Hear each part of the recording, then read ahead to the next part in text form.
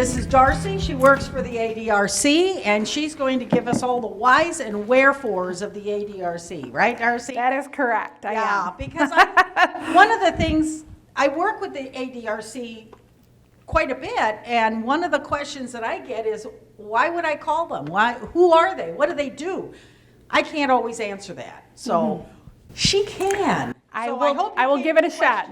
That's Yes. right. I hope you came with questions. So I did. thanks, Darcy. I'll give it to you. All right, thank you, Maureen. So ADRC, Aging and Disability Resource Center, is what it stands for. And the short answer of when you should call the ADRC is anytime you have a question about anything to do with elderly. Somebody over 60 is what we consider elderly. I disagree. I would say 80, but they say 60. Or anything to do with people who have a physical disability or a cognitive disability. So physical disability can be back pain. It could be leg pain. It could be, amputation of a leg. It can be COPD. It can be arthritis. Those are physical disabilities. Cognitive disabilities would be Down syndrome, autism, cerebral palsy, anything that is a life-limiting disability is part of the ADRC target groups. So that's the short answer, is call us anytime you have a question. We are in the office 8 to 4:30, Monday through Friday. You can call on the phone, you can stop in, or you can email us. Check out the website, ADRC.com. ADRCofRockCounty.com. It is a really cool website because I put it together. So I just want to put a little bit of a plug in. And also check out our Facebook page because I do that too. So we have people on the phones the entire time we're open. So 8 to 4:30, somebody is always answering the phone. Somebody's there to answer your questions if you stop in, and somebody's there to look at emails if you email us. So what I did this morning with my coworkers is we compiled a longer answer of when to call the ADRC. So who remembers David Letterman, right? The top 10. So this is the top 10 reasons people typically call us at the ADRC to get answers or to have questions discussed. So number 10, I'm going to start with 10. Benefits. Any questions about Medicare, Medicaid, open enrollment, the October to December where you can switch your Part D. We have somebody called an elder benefits specialist, Lachelle Fowler. I don't know if anybody here has talked to her in the past. Very knowledgeable, but she can help you with all those questions. If you want to apply for disability, if you have a child or a grandchild who is going to be turning 18 and has a disability and isn't going to be able to come on in and this is the ADRC discussion. Yep.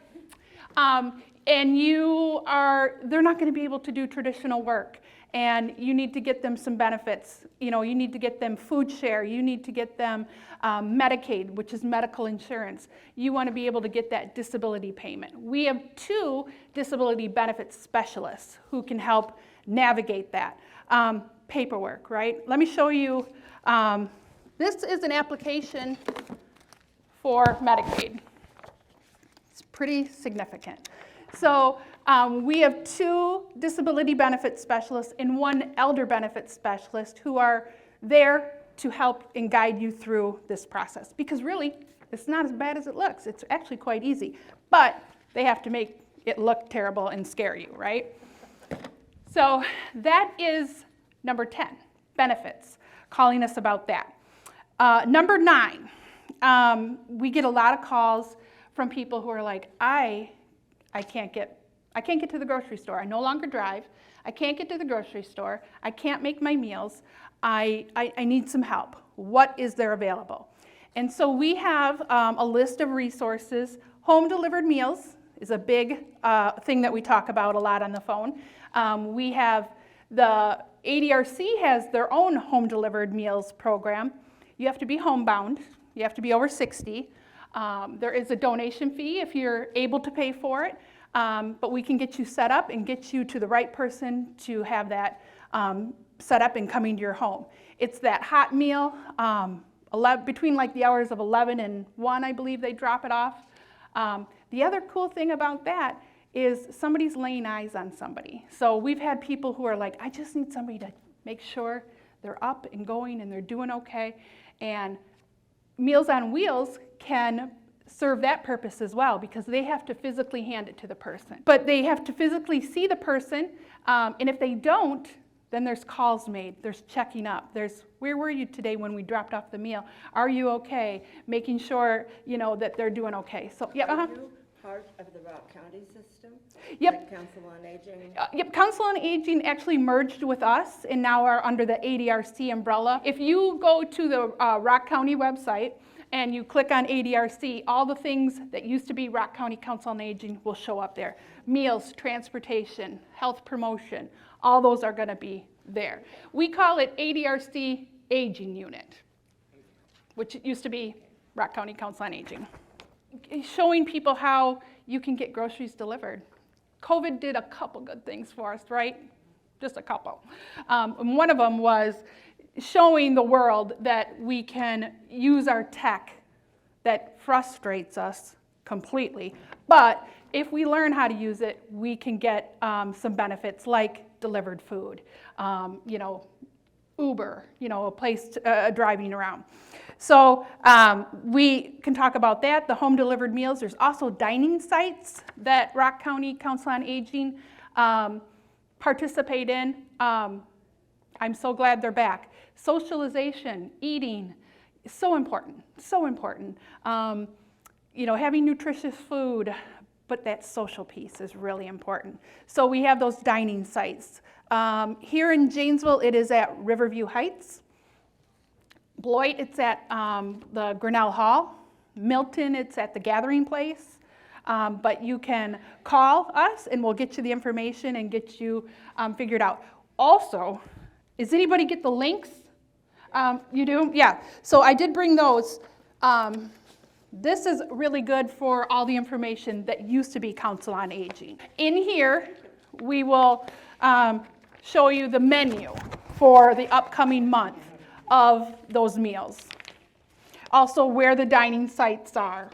So you can sign up for this on our website as well to get this. A lot of good information in here. The other thing, and I do have them here today if anybody wants to sign up, farmers market, senior farmers market vouchers, where if you meet some financial thing for like one person in your home, if you have less than $27,000, 861 coming in, you can, for the year, you can, works out to be about $2,322 a month. If you're less than that, you can sign up and get $45 worth of farmers market vouchers to use at the local farmers markets, the roadside stands, to get some nutritious vegetables and items like that. So I have those afterwards if anybody wants to take a look at those or get those. You have to be over 60. Okay, so that was number 9, food or nutrition. Number 8's reason for calling, we get a lot of people who just call in and they're a caregiver. And I don't know if anybody in here has been a caregiver. It is hard. It is hard. And you're doing an amazing job, let me just tell you right now. But people feel overwhelmed at times. And so we get calls where a caregiver will be like, I am taking care of my mom, I'm working full time, I have 2 kids, I am feeling overwhelmed, I don't know that I can keep doing it. So that's a lot of calls that we get, and so we talk a lot about, is there programs that can help you? Are you able to pay for some support from an agency that will come in and sit with your mom for a while? There's caregiver grants. There are where you can pay for respite so that you can, go to work, which isn't really respite, or just go be with your family, just to take a break. So we will do a lot of resource and referral out to those different programs. If somebody is overwhelmed, well, I'm going to talk about that next. Hold on. That's number 8, so people feeling overwhelmed. Number 7, this is not my favorite one. It's you have a neighbor and you've been noticing that the electricity is not coming on at night. And they're still there, but you're noticing some changes. You're noticing that garbage isn't coming out of the house. You're noticing that when you see they look disheveled, you have some concerns about what's going on. So another call that we get is people are concerned about a neighbor or a loved one, whether it's neglect because of, they've started to have some dementia. They are concerned about people taking advantage of them. Maybe their kids are coming over, but they're not bringing food, and you're not seeing food come out of the house, food wrappers and things like that. So we do take a lot of what we call adult protective services requests, where people are concerned about, what's going on with their neighbor. There's been a change in how they look, or how they are taking care of themselves or not taking care of themselves. And the other one that we seem to have so much contact about is scams, financial scams. We get a lot of calls. People are being scammed by people overseas for money. They're on a they believe that they're getting married to somebody. They believe that if they can give this money, they'll get more money back. So a lot of scams, a lot of concerns about giving money to people or money being taken from people because they're vulnerable. So we do a lot of that. We type up a concern. We give it to our department, the APS department, Adult Protective Services. They will go out and meet with the person. The thing is, and the thing that's frustrating for all of us, is people have the right to make bad choices if they have a sound mind. So that is frustrating to people because they're like, I told you to go in there, they're being taken advantage of. And we know that, and we wish that it wasn't happening, but people can give money away if they choose to, if they're of sound mind. So that's the thing that people have to determine when they go in and visit with somebody is, are they making decisions that they want to make? Or are they being taken advantage of because they have dementia, a cognitive, they've had a stroke, they have a brain injury, something like that. So it's frustrating for us, and it's frustrating for all of you as well. But we do have that department there to help us through. Do they call the police to go in? Sometimes, it just depends. We have investigators who go. Obviously, we want as much information as somebody can give us on the phone. If somebody, there's also situations with APS where people are being hurt, awfully, terrible. But if we get information that somebody is potential to be threatening or hurtful, the police will be called. Now, a lot of times we'll get a call, I haven't heard from my uncle in 3 days, I've been trying to call him, I need somebody to go there right now. We are not a right now emergency situation. If you need, that's called a welfare check. And if you need a welfare check, that has to go through the police department. We can't do those. And then it just depends on how it pans out if the police are eventually called. There's been some in the news lately where the police, have been able to kind of take it through. I'm sure you guys have read the paper or read the news about some of those. So hopefully that becomes a deterrent to people, is that we take this seriously and we don't want people to be taken advantage of. So that is number 7. Number 6, we hear from people that they have a family member, mom, dad, aunt, uncle, recently diagnosed with dementia, and we don't know what to do. We don't know where to start. And so we have something, a person, Karen Tennyson, she is a dementia care specialist, has a lot of great information, and we will refer people to her. She does education, she does caregiver support, she has a lot of programming, support groups. She has Wacky Wednesdays where you can take, as a caregiver, you can take the person that you're taking care of to this event, and it's wacky, fun time. Because when you become a caregiver, let's face it, sometimes the fun stuff takes a back seat, right? And you're in that caregiving journey and you're in the thick of it. She's trying to remind you that you still have that relationship where you can have fun. So that's Wacky Wednesdays. She also does Dementia Live. Has anybody done a Dementia Live? You have?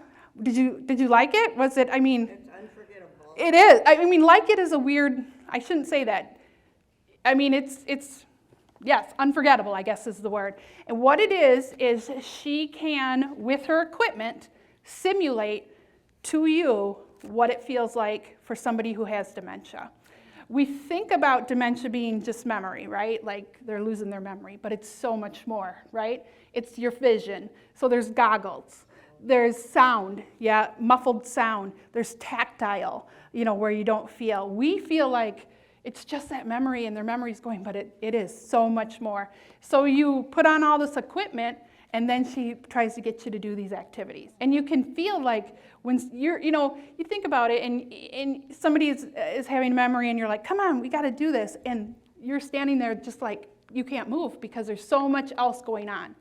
And all you're thinking is, they can't, just because they can't remember, they should be able to walk across here. It's so much more than that. So that's a real, and maybe I should talk to Maureen. That would be a cool one to do as a group here for you guys, you know, is to kind of do that. I would like to do it again. It's been probably 5 years since I've done it. And so many things change. We learn so much more about it. So that's number 7. She's a great resource. Karen will get you hooked up with her. She does a lot of education. A lot of questions she gets is, my dad has had dementia and he continues to drive. What are we gonna do? So she's good about explaining that one and kind of walking you through that, what you can do. That was number 6. Number 5, we get a lot of calls about transportation. It's such a hard thing around here. The one that I don't have an answer for, and I wish I did, is we'll get a call. I have a doctor's appointment in Madison. How can I get there? And I can't drive anymore, and my daughter can't take me. There's not a lot of good answers. I wish there was. You know, we do have RSVP in Beloit, which is a volunteer agency. That's probably what we would have you call to see if somebody would be able to do that for you. But our transit department that we have can't go outside of Rock County. So, but that is a great option if you need a ride and you need to go, say, from the library to SSM. It's $5 one way in town, $6 out of town. So if you're going to go from a Janesville address to Beloit Clinic, it'll be $6 there, $6 back, $12. The other thing, the good thing about Rock County Transit is they can take you to non-medical appointments if they have the opportunity. They're going to give priority to people with medical, obviously. But if somebody needs to go to Walmart, you know, they are going to try to fill you in. It's not an immediate thing, though. It's not, you know, I'm done with Walmart, come get me right now. You may have to sit at Walmart a little bit while they do other things. It's a at call or will call is what they call it. So, but a very cool program. So RSVP is that volunteering agency in Beloit where you can call and see if they have the availability maybe to transport you out of the county or even within the county. And that's going to be free because that's a volunteer situation. Rock County Transit can only stay in Rock County, and you have to pay for that one. As soon as you know about when your appointment is, call them up and get on the schedule. Okay. Transportation. We also, one of the things, if people have Medicaid, one of the things that we will refer them to is it's called VAO. It's in all the counties actually, and they can take people to medical appointments only, but bill your Medicaid card. What is that called? VAO, V-E-Y-O. All those, and a lot of the numbers I'm talking about, I'll give you one of these too, is the senior directory.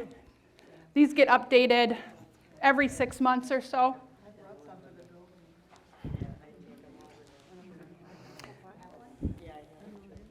Even if you have one, I would take one just because they do get updated.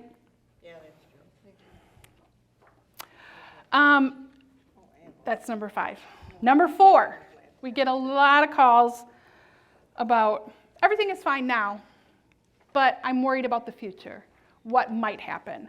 That's a little bit more difficult, but we do a lot. We can meet with people and kind of talk about, what are the programs that we have that we can talk to you about. We can suggest, because we can't give legal advice, but we can suggest that maybe you seek some legal advice. Thank you. We really want, and I hope everybody in here, or I'm going to have a moment, everybody in here has had their POA documents done, right? Yes. Okay, good. And they're sitting there waiting to be utilized at some. So POA is power of attorney. Those are documents that are set up when you don't need them. And you basically get to say, in the event that something happens, I want this person to make these decisions, and these are some of the decisions they should make for me. They can't put me in a nursing home, or they can.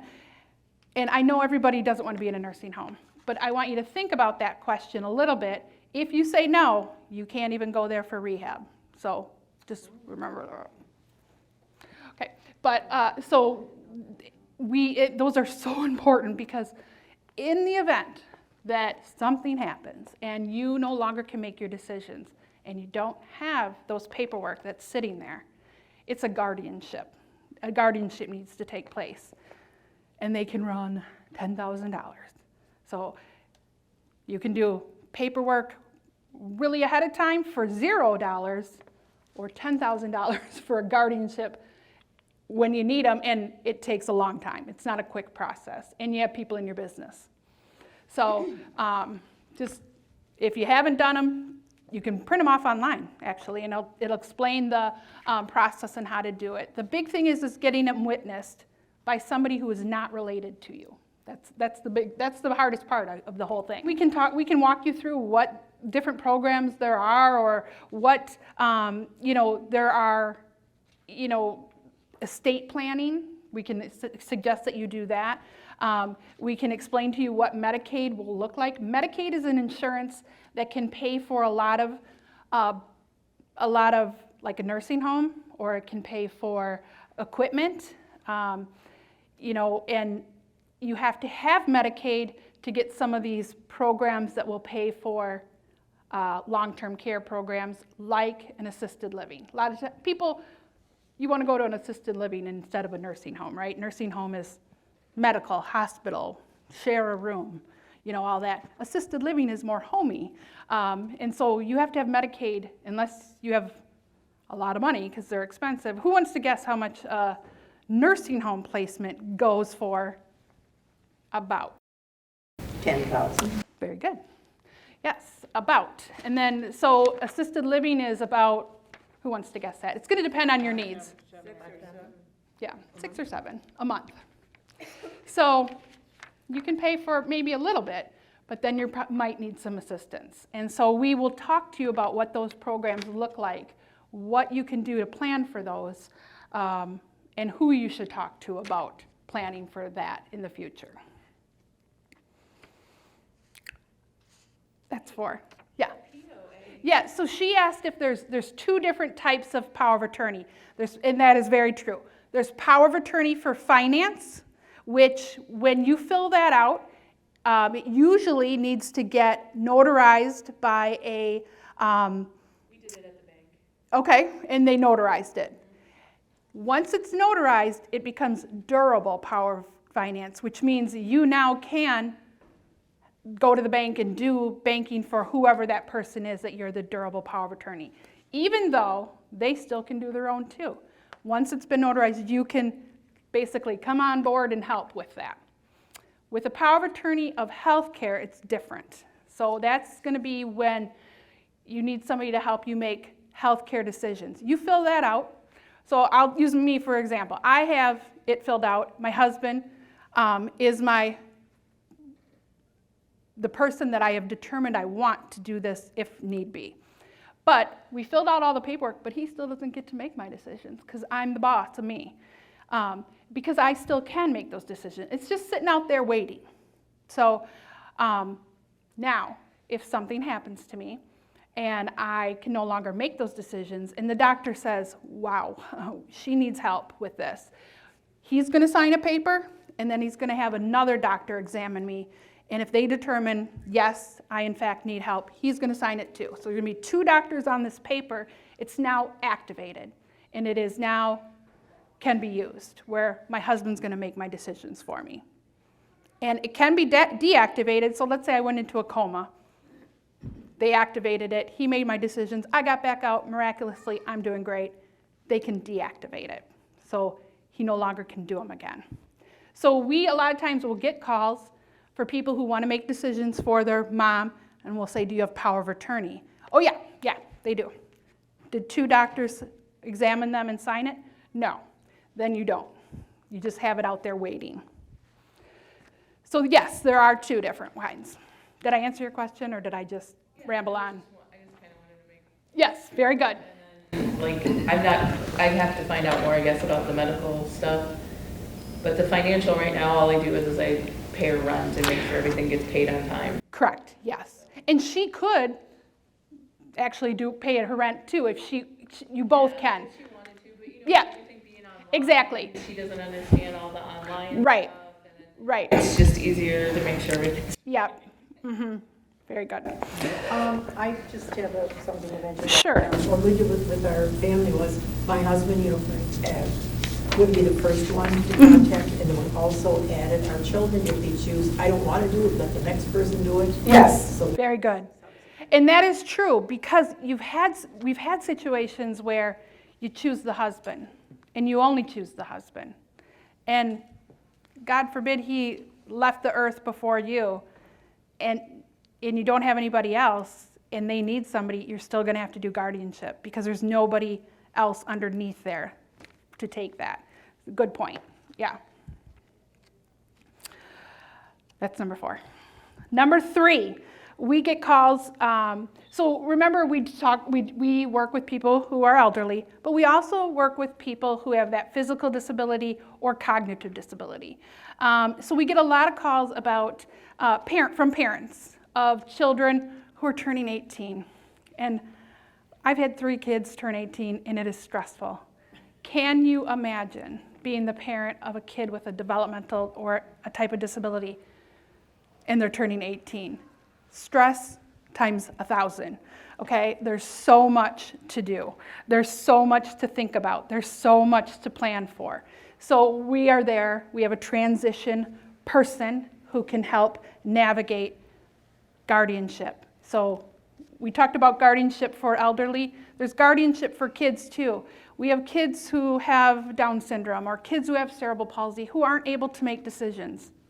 And they need somebody. Once you turn 18, no matter what, you are your own decision maker, unless you've gone to a court process and had it determined who can make those decisions for you.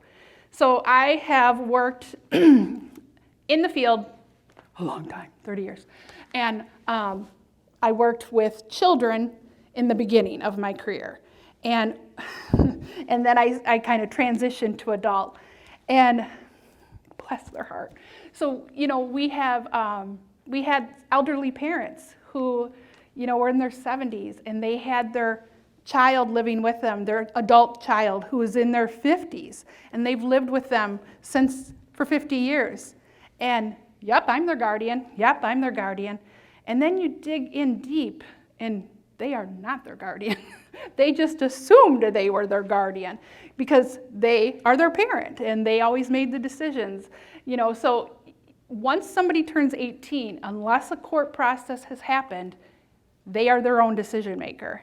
And people are vulnerable, and we have people who will take advantage, who will sign them up for 5 cell phones, who will sell them a car, who will, you want to make sure you have as much protection as you possibly can. So transition, we have a transition person that will kind of go through all that. Do you have all these ducks in a row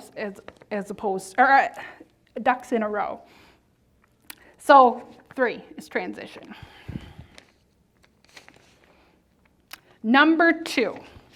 2 is the big one. We get a lot of calls about advocacy is what we termed it this morning. We were trying to figure out what word we would call it, and we decided to call it advocacy. Complaints, basically. My landlord is kicking me out, and I didn't do anything wrong. My landlord is raising my rent 3 times. What were the other ones they talked about? My food share doesn't go as long as it needs to, and I don't have any food. So we do advocacy. What can we do, or where can we send you where you can get some help? We try to find an agency that can help you with advocacy. My mom is in a nursing home, and I don't like them because A, B, and C. So we have numbers that we can call that you can report concerns. We have people that if you're getting long-term care benefits, you can call, and it's called an ombudsman. They're basically an advocate for you. Disability rights can kind of help you if you feel like you're being targeted because of your disability. We try to find that agency that is going to be that place that is going to help you go through those types of things.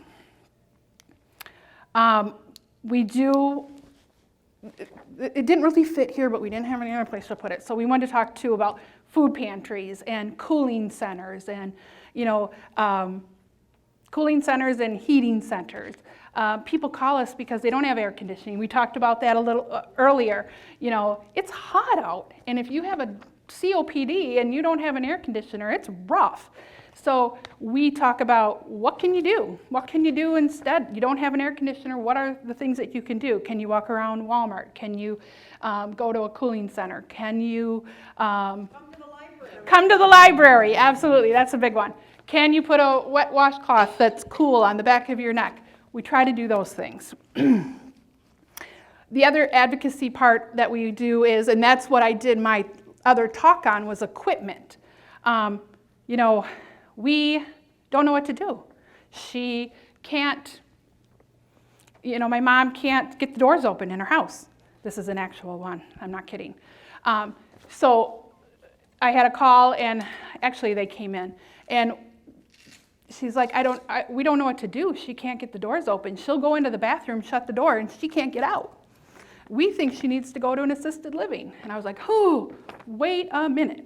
There are so many other things you can do before that. There are actual keys that are on I should have brought that, that's on like a lever. You put the key in the hole, and now it makes it into a lever. And so instead of trying to grab around and get it if you have arthritis, you're just pushing down on it.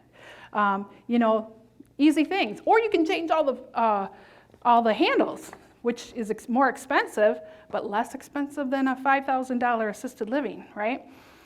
So we try to think through those things. We also do have a fairly large suitcase, I brought it that day, that the state gave us a bunch of that type of thing that you can look through and say, would this help my loved one at home? Things like, and I brought them. Things like, so everybody can take one. It's a bottle opener.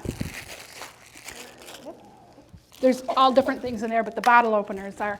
So, it's like, she can't get her soup cans open. I don't know. Well, there's a little hook on there that goes under and gets that soup can open. She can't get her water bottles open. There's a little thing on there that gets that water bottle. And that actually works because I tried it out. So I hate getting these little gadgets and then they don't work. So these all work. Yeah, you can get one of each thing. There's a tape measure. There's I think it's a garbage thing. And then bottle opener, yep. So we have this big kit that you can come in and take a look at. And, yep. On the order of this, is there a piece of equipment that can help open up jars? Yes, there is actually, and you can come try it out. It's like a big V shape, and you shove it on the top, and then you crank it around. There's also electric ones. So if you can't, get your arm going, there are electric ones too. Amazon is your best friend. There's tons of stuff on there. Even if you don't want to buy it on Amazon, you can look on Amazon and see all the things they have available. The other thing that we did a lot of work with during COVID was Alexa. Does anybody have an Alexa? It's those little boxes that talk to you. You have one? I don't have. Okay. Google Mini. Google Mini is like it too. I get it. They are listening to you. I get it. Okay? But they're fantastic. They do so many cool things. We were doing them a lot, or working on them a lot during COVID because isolation was a big problem for people. And we're like, what can we do to help with this? And we came up with Alexa. And we have so many cool stories of people who got them who their grandkids can video call grandma, and they're able to see grandma. And grandma's able to see them. And it morphed into, it can be used as a lifeline because you can have it call my buddies. Like I just had it. Oh, I have a success story. I just had a lady who did it. She got stuck in her chair and couldn't get out. And she didn't call her buddies, but she did something. Who cares what she did? She got it so that it went to her daughter-in-law, and her daughter-in-law knew she was stuck in her chair and came and got her. So, cool things. And then I was going to do a talk at the Wisconsin School for the Visually Blind and Visually Impaired, and so I was learning things about it because I'm like, well, I got to think of some other stuff. And you can, with the one with the screen, you can hold up a box of cereal or a can of soup and say, Alexa, what am I holding? And she will say, well, it looks like you're holding Campbell's chicken noodle soup. I mean, how cool is that? I mean, think about it if you can't see. And you're taking something off you have no idea what you're getting sometimes until you open it. And you're able to ask this little box what you got, and she will tell you. So, yeah, a lot of cool things it does. We do have a tip sheet, or I don't know what you want to call it, but just kind of a list of things that we typed out that you can set it up to do that are easy and quick. I guess. Is that the Google Mini too, or just the Alexa? Well, I don't know a lot about the Google Mini. I know that they kind of do the same thing. The Google Mini, though, doesn't have a screen, right? So ours that we had it typed has a screen. Yeah, so you can see and, It was dressed at all times. probably. You do have to set it up. You have to be purposeful about having it be able to drop in and look. Like, it's not going to just do that. But that is, think about that. We've had, that is come in handy when, your mom won't take her meds at noon, or she says she takes them, and you call her on the phone, she says, yep, I took them. Now you can watch her take them. Let me watch you take it. Where do you find a person that would set up all that stuff? Well, It has to be a technology person. no, not really. Not really. It can be your grandson, probably, or your okay, or your neighbor. I mean, they're fairly easy. But I have they're a little Alexa, it's about this thick. You're talking about something. yeah. That's a Alexa Dot. Okay. But there's ones with screens on them. I believe the Milton Library does right? Actually, just about any library can help you with that. Okay. They can't come to your home, but if you can bring it in. Okay. Same with if you have questions about your cell phone. Yes, they do a lot of tech. Make an appointment, the librarians here or whatever library you're at oftentimes can help. So also I understand that you dub Yes. white water. Yes. putting together Yes. something to help with technology. Yes, they have it going, yeah. So, Super cool. Occasionally, we did some, I don't want to call it training because I'm not a trainer. We did some informational stuff. And I mean, it's something we can look at doing again. I'd actually like to do more of that. They're not well attended, unfortunately. So, We've done some things too, and they're not. yeah, I mean, it's one of those things, you don't think about it till you need it, and then, then you need it now. So, but yeah, Alexa, yep, go ahead. Where can we get that little tip sheet?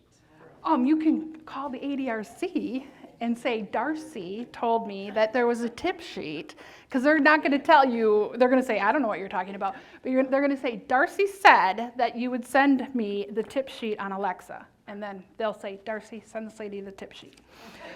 Yep. But things like, this is a really cool story. So this family had a dad, his wife passed away, and they realized he was, struggling with a memory. Once mom passed away, a lot of times we were able to kind of hide things, right? And then mom passed away, and they realized dad was really struggling with his memory, and they had a dog. Dog's really important to him, and he wasn't letting the dog out. He was forgetting to let the dog out, so the dog was going to the bathroom all over the floor. And the kids were like, we don't know what to do. This is really important for dad. I mean, he lost his wife. Dogs are emotional support. We don't want to get rid of the dog, but it's not fair to the dog, and he's ruining his house. And so we talked about, what about setting reminders on Alexa every 2 hours that says, Dad, time to let out Patches. And okay, the box told me to let out Patches, and go and let out Patches. And he was able to keep the dog. I mean, how awesome is that, So you can set it up to do reminders. You can set it up, I don't know how to do this, so don't ask me. But this lady told me she set it up to, you can put your list of your groceries on it, and then send it. It gets sent to the grocery store, and then it gets delivered. Cool.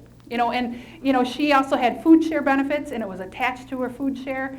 Awesome. I mean, cool stuff it does. So, Excuse me. Do you have information on how to contact the UWW? yep, we have that. Actually, you just call us and say, Device will automatically work because they set it up. what, In the, trying to think how they would, I will tell you where to go get it. We have a TV in our lobby, and it filters through a bunch of different things. It's on there. So tell them, if they say, I don't know what you're talking about, say it's on the TV. Up front, go look at it. Darcy said, and always tell them Darcy. yeah, tell them, Darcy said you'll go to the front TV and look at it. It's on there. he'll ask it to play whatever song he wants to. UW Whitewater does tech training, cell phones, Alexa, all the things. Yeah. I had another lady that we were talking to.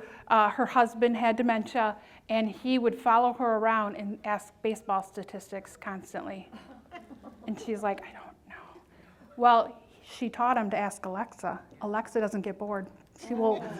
Alexa will repeat herself and repeat herself and repeat herself. So, things like that just kind of, give you a little bit of a break.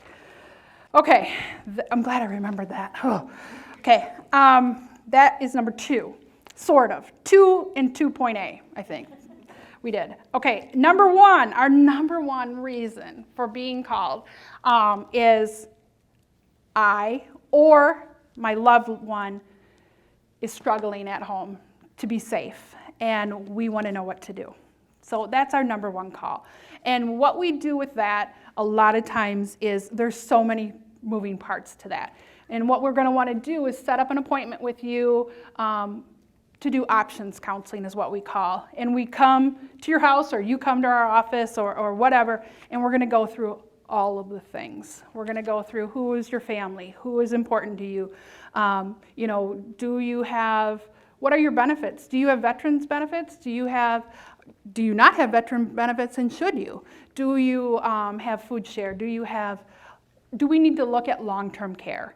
Do we need to look at programs that can help pay for somebody to come in and help you, or can you privately pay that yourself? Is it time to talk about moving somewhere else? Do you need some physical therapy?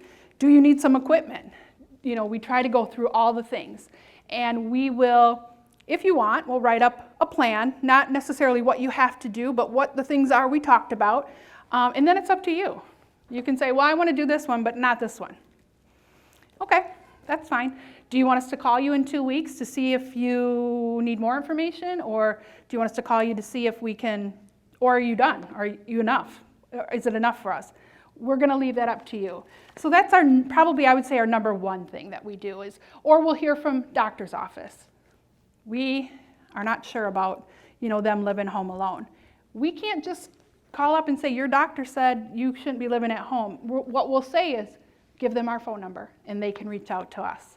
Because again, you have the right to make bad choices, right? Or right to make any choice that you need to. So that is our number one thing. The doctor part? The doctor, we sometimes get calls from doctors and they'll say. From the office? From the office, yeah.